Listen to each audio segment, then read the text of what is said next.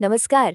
अगर भारतीय रेलवे में ग्रुप डी की नौकरी पाना मकसद है, तो चलिए इस पूरी भर्ती प्रक्रिया को जरा आसान भाषा में समझते हैं। देखते हैं कि आखिर इसमें होता क्या क्या है। तो सवाल यह है कि एक सिंपल सा एप्लीकेशन एक पक्की नौकरी में कैसे बदलता है। आइए इस पूरे सफर का नक्शा देखते हैं, एक एक कदम करके, ताकि सब कुछ बिल्कुल साफ हो जाए। तो इस सफर का जो पहला पड़ाव है वो है एप्लीकेशन।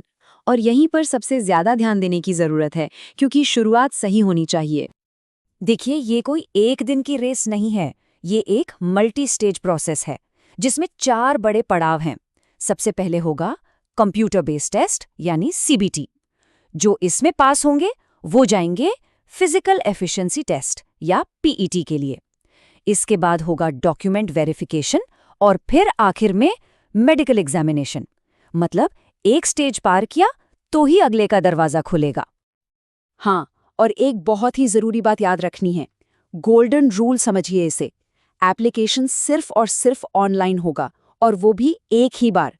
एक बार जो तारीखें आ गई वो फाइनल हैं, उनमें कोई बदलाव की गुंजाइश नहीं होती। तो ठीक है, एप्लीकेशन फॉर्म भर दिया।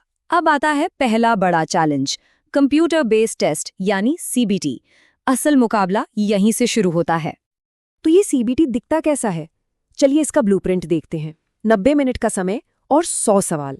अब यहाँ गौर करने वाली बात यह है कि जनरल इंटेलिजेंस एंड रीजनिंग से 30 सवाल हैं, मतलब सबसे ज्यादा वेटेज इसी का है। तो तैयारी करते वक्त इस पर खास फोकस रखना होगा। अब जरा इस नंबर को देखिए, -1/3। ये छोटा सा नंबर बहुत बड़ा फर्क पैदा कर सकता है। कैसे? अगली स्लाइड में पता चलेगा। जी हाँ, बिल्कुल नेगेटिव मार्किंग है। मतलब हर गलत जवाब पर आपके सही जवाबों में से 1/3 नंबर कट जाएंगे। तो तुक्का लगाना यहाँ बहुत भारी पड़ सकता है। स्पीड तो चाहिए, लेकिन एक्यूरेसी उससे भी ज्यादा जरूरी है। अब जरा सिलेबस पर एक नजर डालते हैं। मैथ्स में बिल्कुल कोर कॉन्सेप्ट्स पर जोर है, जैसे number systems, BODMAS, percentages, time and work और अलजेब्रा। इसके बाद आता है जनरल इंटेलिजेंस एंड रीजनिंग। इसमें आपकी एनालिटिकल स्किल्स परखी जाएंगी। एनालॉजीज, कोडिंग, डिकोडिंग, सिलॉजिज्म और डेटा इंटरप्रिटेशन जैसे टॉपिक्स पर ध्यान देना होगा। जनरल साइंस की बात करें तो इसमें 10th स्टैंडर्ड की सीबीएसई लेवल की फिजिक्स, केमिस्ट्री और लाइफ साइंसेज आती हैं। मतलब स्कूल के बेसिक्स मजबूत होने चाहिए। और आखिर में जनरल अवेयरनेस। इसमें करंट अफेयर्स पर पकड़ होनी चाहिए, खास तौर पर science and tech, sports, culture, economics और पॉलिटिक्स के फील्ड में। और देखिए, ऑफिशियल नोटिफिकेशन में ये बात साफ साफ लिखी होती है कि ये जो सिलेबस के टॉपिक्स हैं, ये सिर्फ एन एग्जाम्पल है, पूरी लिस्ट नहीं है।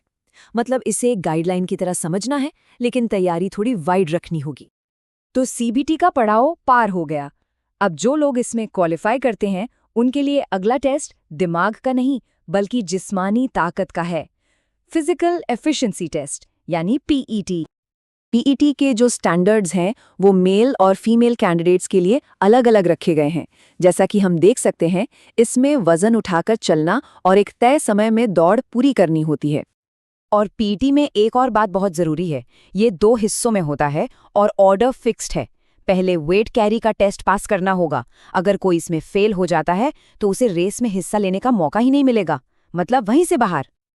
अब आगे बढ़ते हैं और देखते हैं कि इन नियमों में कुछ छूट भी है या नहीं, क्योंकि हाँ, कुछ स्पेशल केसेस हैं जहां ये रूल्स अप्लाई नहीं होते। तो पीईटी से छूट किसे मिलती है?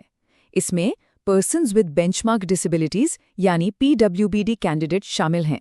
साथ ही कोर्स कंप्लीटेड एक्ट अप्रेंटिसेस और एक्स सर्विसमैन को भी पीईटी नहीं देना होता। फीमेल कैंडिडेट्स के लिए एक बहुत ही जरूरी प्रोविजन है। अगर कोई कैंडिडेट प्रेग्नेंट है तो वो डिक्लेयर कर सकती हैं और उन्हें टेम्परेरीली अनफिट मार्क कर दिया जाएगा। अच्छी बात यह है कि उनकी वैकेंसी रिजर्व रहेगी और डिलीवरी के बाद उन्हें फिर से टेस्ट के लिए बुलाया जाएगा। तो दिमाग की परीक्षा हो गई, जिस्मानी परीक्षा भी हो गई। इन दोनों बड़े पड़ावों को पार करने के बाद अब हम भर्ती प्रक्रिया के बिल्कुल आखिर में पहुंच जाते हैं। फिनिश लाइन के ठीक पहले 2 आखिरी हर्डल्स हैं, डॉक्यूमेंट वेरिफिकेशन यानी डीवी और मेडिकल एग्जामिनेशन। एक बार ये दोनों भी पार हो गए तो समझिए मंजिल बिल्कुल सामने है। तो ये है रेलवे ग्रुप डी भर्ती का पूरा रोड मैप, शुरू से लेकर आखिर तक। रास्ता साफ है, हर मोड़ की जानकारी अब हमारे पास है। तैयारी करने के लिए एक क्लियर पाथ मिल गया है। अब सवाल बस एक है, क्या इस सफर के लिए तैयारी पूरी है?